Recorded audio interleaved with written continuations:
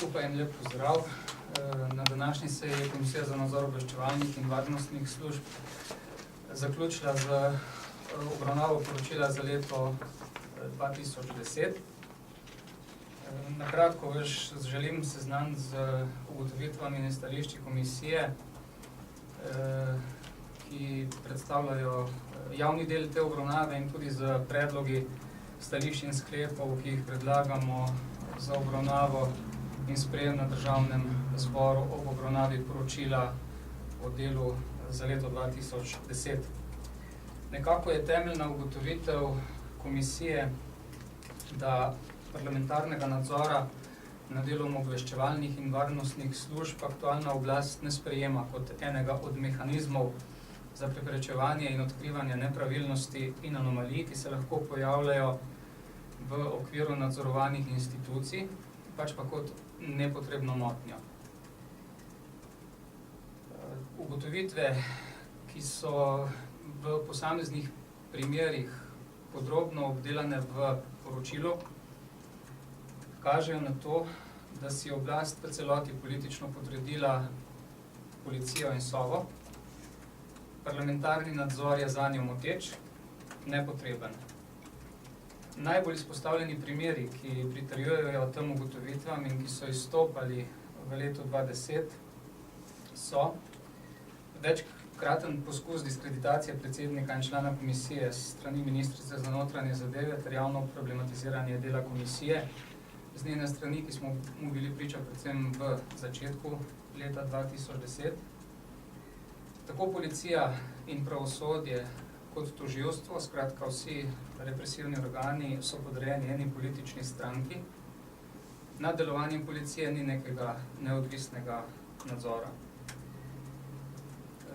Potem je posebej zaskrbljujoča ugotovitev, ki izhaja iz posameznih primerov, ki so obdelani v poročilu, ki govorijo o tem, da se posebni preiskovalni ukrepi ne uporabljajo vedno v skladu z njihovim namenom, pač pa se v posameznih, žal vedno pogostejših primerih zlorabljajo in služijo za, oziroma kot pomoč za diskreditacijo posameznikov.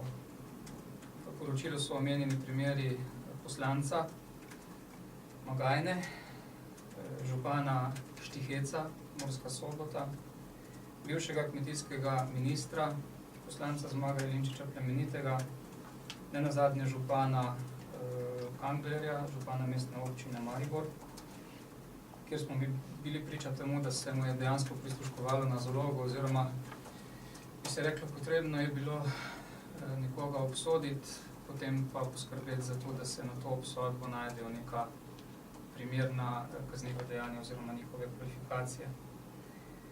Na drugi strani pa je kar nekaj primerov, kjer bi bilo prav, da bi se ti posebni preiskovalni ukrepi glede na javno izražene sume o storitvah najhujših kaznivih dejanj, predvsem kar se tiče gospodarskega kriminala, ti ukrepi uporabili, pa se ne.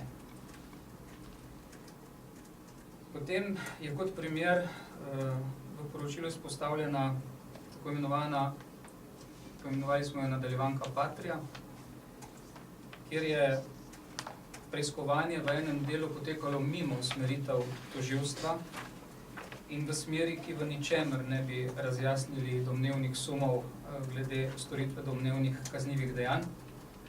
Prikrivanje posebnih preiskovalnih ukrepov pred parlamentarno nadzorno komisijo pa je bilo celo po navodilu, izrecnem navodilu sodnice, ki je te ukrepe odredila. Mimogrede odrejeni so bili mimo določb zakona, z daljšo časovno komponento, kot je določal takratni zakon. Potem je izpostavljena zamenjava direktorja Sove v letu 2010, ki se je zgodila na podlagi laži, ki so bile navedene v neki anonimki. V tem primeru je tudi zanimivo, če ste opazili, ne vem, mi smo, da po tej zamenjavi kar naenkrat so usahnile anonimke, ki se nanašajo na Sovo oziroma na njenega direktorja. Kar nesporno kaže na vir, iz katerega so te anonimke ves čas prihajale. Potem je posebno problematično oviranje in preprečevanje parlamentarnega nadzora. ki smo mu priča že nekaj časa. Direktor Sove se je v nekem primeru postavil nad zakon in nad nadzorne institucije. In v tej povezavi je tudi pomembno ignoriranje opozoril, ki jih je komisija posredovala o tem protipravnem stanju in protipravnem ravnanju. Govorim predvsem o starih udbovskih arhivih in njihovemu protipravnemu zapiranju se strani najvišjih političnih predstavnikov. Neposredni učinek takih ravnanj je prevladujoče mnenje v družbi, da nad temi službami ni nadzora in da se prisluškuje vsem in vsakomur, da je nadzor nad posamezniki vedno širši in vseobsegajoč. Dodatno nezaupanje pa seveda v javnosti vzbujajo tudi predvidene spremembe zakonodaje, ki naj bi še razširile možnost vdora na zasebnost posameznikov s pregledovanjem njihovih telefonskih in ostalih komunikacij, tudi če niso ničesar osumljeni. Govorim o tem predlogu, da se pridobi podatke o komunikacijskem prometu za območje celotne bazne postaje, kar v primeru neke bazne postaje v gosto naseljenem okolju pomeni, da bo na 10 tisoče oziroma celo 100 tisoče komunikacij pridobljenih, ki z domnevnimi kaznivimi dejanji nimajo nobene povezave, bo pa seveda na podlagi tega moč spremljati komunikacijo med posamezniki, ki niso osumljeni praktično ničesar, kar je zelo problematično in taki poskusi, take namere in tudi uzakonitev takih ukrepov nekako govorijo vedno bolj globoki intenci vzpostavljanja policijske države, skratka vseobsegajočega nadzora nad vsemi, kar za neko demokratično družbo na pragu 3. tisočletja seveda ni dobro.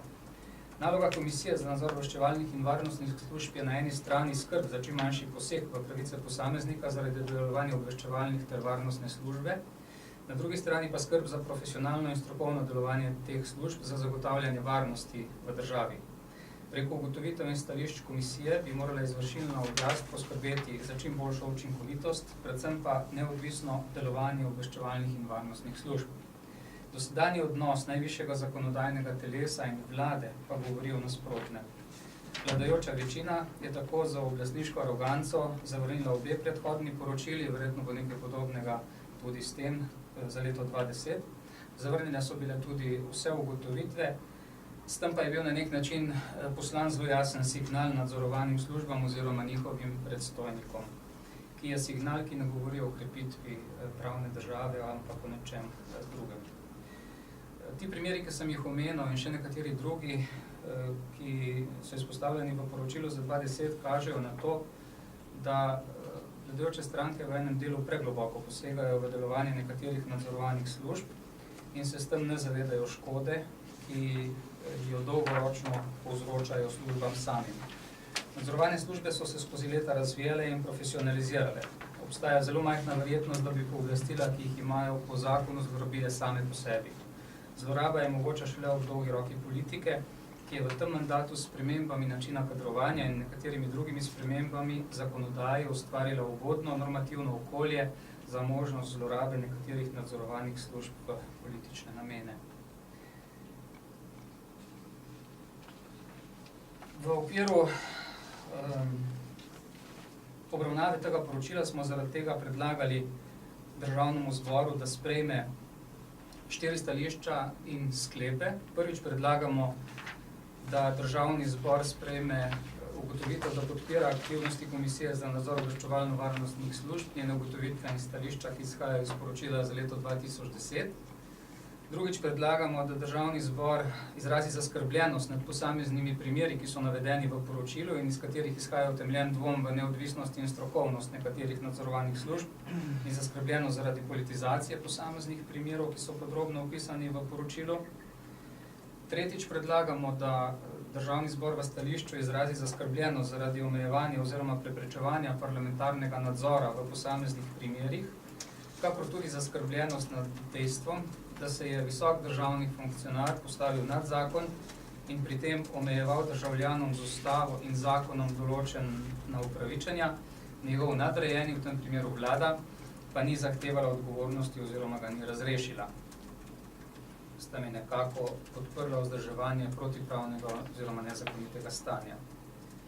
In ne nazadnje, kot četrto, predlagamo, da Državni zbor jasno in nedvoumno izrazi pričakovanje, da bodo nadzorovane institucije, predvsem pa ministrstva in vlada, parlamentarni nadzor nad delom obveščevalnih in varnostnih služb dojele kot prispevek k zagotavljanju neodvisnosti in strokovnosti dela nadzorovanih služb in kot prispevek k preprečevanju njihove politizacije oziroma preprečevanju njihovih zlorab za strankarske namene.